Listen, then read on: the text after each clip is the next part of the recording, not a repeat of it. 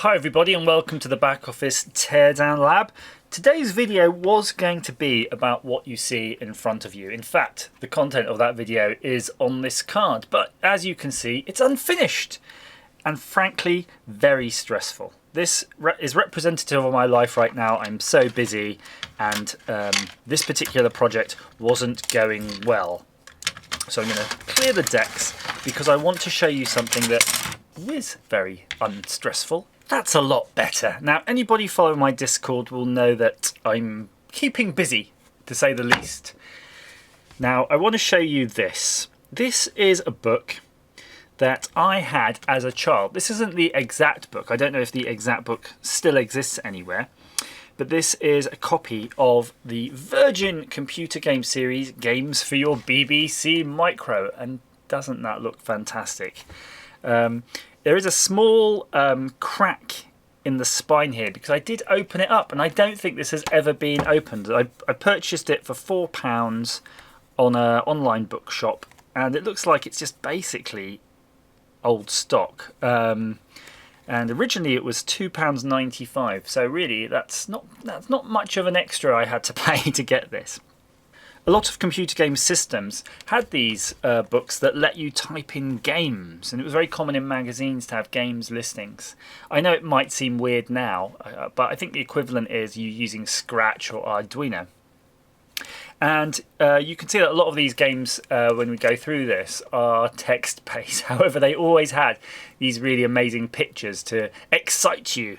And it was a lot of imagination was required. But I'm going to flip it over because I really just remember this. I think there might have been more in this Virgin Games series. I'm sure there were, but this is a very common pattern they had on the back. Really 80s tech. So more than 20 challenging programs, each one especially written for the series and guaranteed to provide hours of entertainment. I suppose that depends on your definition of entertainment, but certainly hours typing them in. The games include 3D Terror Chase, wow, 3D, Escape from the Spooky Ghosts in a Haunted Castle, React, this vivid program tests your split-second reactions, Maze Man, Dodge the Snipes, Wesley Snipes, in the maze before they devour you. Sounds like a Pac-Man rip-off there. Pontoon, watch the computer deal the cards. It never cheats. Magic Square, can you discover the missing numbers? Life Change Units, your very own computerized shrink. Interesting. Is a nervous breakdown round the corner? Now you'll know. The answer is always yes. Checkers, can you beat the computer? Now checkers I think is drafts. I think that's what the Americans call drafts. Games for Your BBC Micro will improve your programming skills as you follow the instructions to put each of the programs into your machine and come complete with a brief dictionary of computer terms and some hints on how to improve and extend the programs in the book. Programs of originality and quality for the family. It was also quite popular at the time to have books that covered multiple series of computers, of microcomputers, and they were used to have these variations in the listings, so where the commands in the basic weren't quite matching. So, Games for Your BBC Micro by Alex Gollner. Oh my word, look at this. So this was copyright 1983, and you can see it's pristine. I'm going to smell this. Never been used. It doesn't even have that mouldy smell, although there is a weird patina here on the top, but it's been sitting on the shelf for a while. Tim Hartnell, the series editor, and he's also the author of several books including Getting Acquainted with Your ZX81, Let Your BBC Micro Teach You to Program, and Programming Your ZX Spectrum. So he was clearly active in the scene. But look at this, the author, Alex Gollner, is a 16-year-old presently at school studying for his O-levels, or GCSEs as they call them now. But that's amazing. It's really quite common to have quite young people programming games back in the 80s. I guess they were really, really keen. Sue Walkier is a freelance illustrator, so she did all the pictures. And the acknowledgements. The author would like to thank Tim Hartnell, Jeremy Ruston, Richard and Iris Gollner, so all of the people involved. Now we're not going to read everything, but it's really It's really quite quaint, isn't it, these days to see this, where you've got these little introductions, it's presented nicely. I mean, you don't really know too much about games authors these days, do you? You do certainly have the old superstars of the micro age, but I don't know if you could really name who worked on Borderlands or something. Let's zoom in here. Let's go to the contents though. 3D Terra Chase, React, Maze Man Pontoon, Tight Squeeze. Oh, that sounds cool. That could be like some sort of Flappy Birds type thing. Drafts, Life Change Units, which is super weird. We've got to look at Life Change Units. Spider and Fly, Magic Square, Dr. Watson, not the one that you used to get with Windows 3.1. Dr. Audio, Nim. Nim is now a particular thing, isn't it? There's a plastic board game where you drop marbles in. I think that was Nim. Chain, G-Col, Sound, Knightsbridge, G-Col, Tunnels. I don't know what G-Col is. We'll have to figure out what that is. Moire, Square, Invader Blaster, and Pack Track. Also, a section on how to write better programs. So this could be useful to you. And indeed, if you go online and you have a BBC Micro emulator, you could still punch in these. These will definitely work on that. It's got a really interesting font. I'm going to show you zoomed in. So have a look here. This is the normal font, but they've reproduced the actual computer program in this weird interlaced way. But let's start at the beginning. This is 3D teramaze, and we'll see if we can figure out what they're doing. We'll just breeze through it. Envelope 3, so that's going to play a sound. FX15, not sure what that is. Might put it into a certain video mode, but mode 2 is definitely putting it into a video mode, so we're not quite sure what FX15 is. Answers down below. VDU23, 822, again, I think these are both to do with the video mode, and that's video display unit, and that would set it into a certain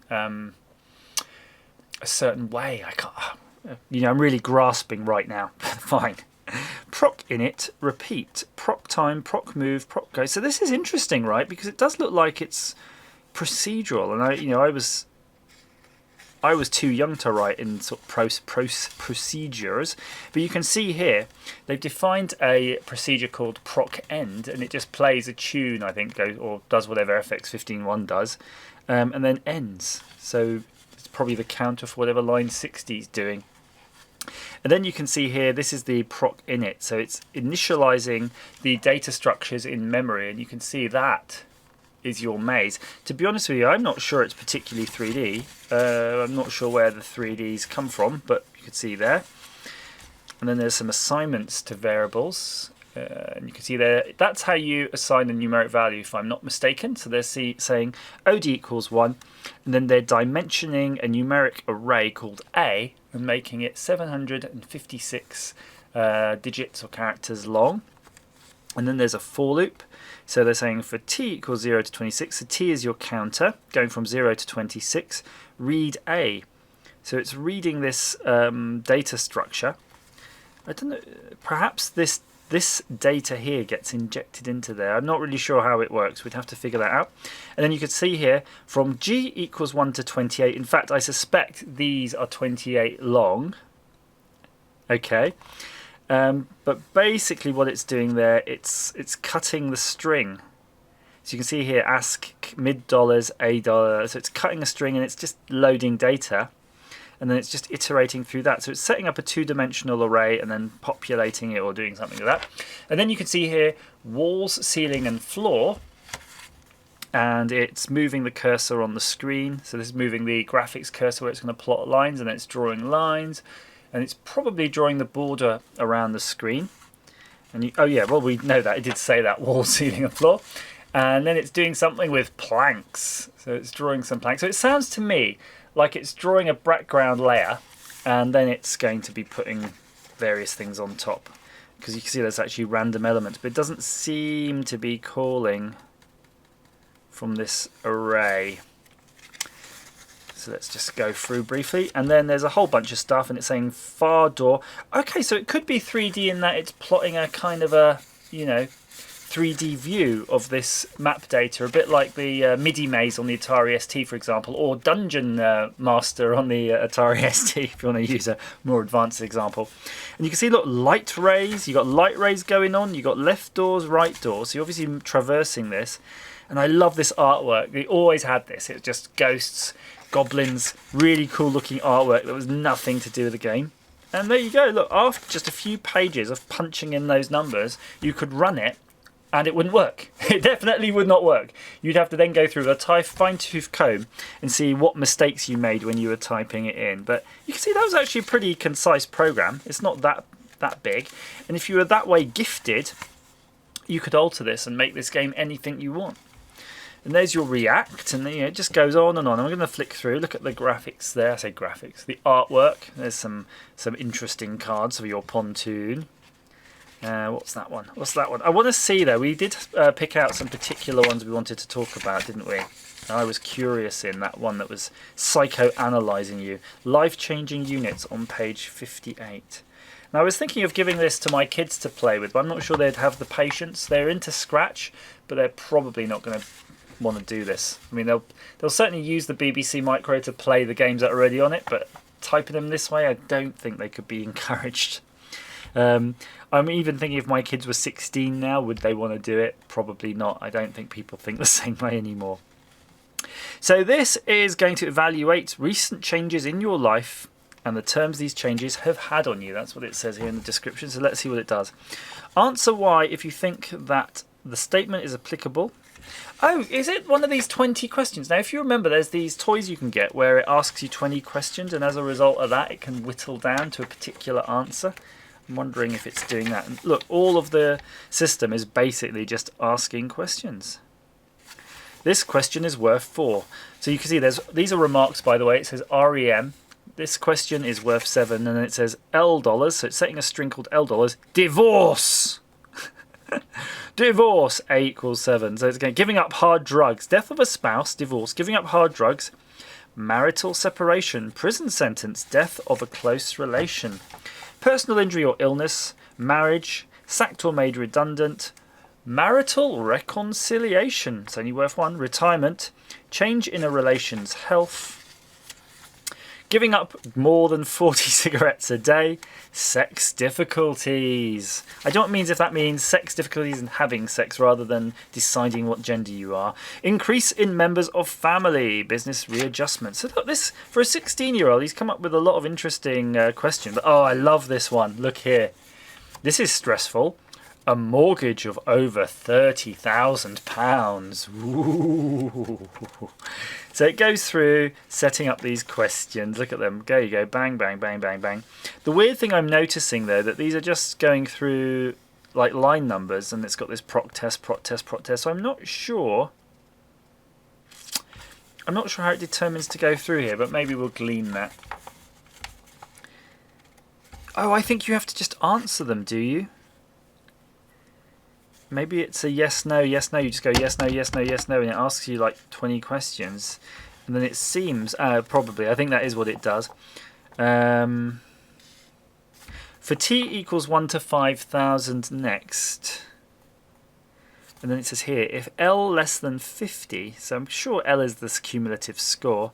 And it's telling you there's a less than 50, less than 19, greater than 40. Now it's giving you all these things and it's saying do this, don't do that.